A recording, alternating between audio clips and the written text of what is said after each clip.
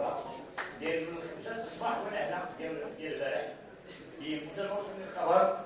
لمده نوصل الخبر وبغيت باش غادي نحضر هنا وخصوصا باني كنتبع الفعاليه ديال مراكش وكنجيو مراكش مغربه حتى مراكش واخترت من المناظره الثالثه واللي وجدنا فيها خلال التوصيات وجدنا التوصيه ديالنا ورفعناها وبدينا التطبيق ديالها والتنزيل ديال الخطاب الملكي لموجهه للجمعيات ومنظمه المجتمع المدني تطبيق الديمقراطيه التركيه والمشروع التنموي الجديد.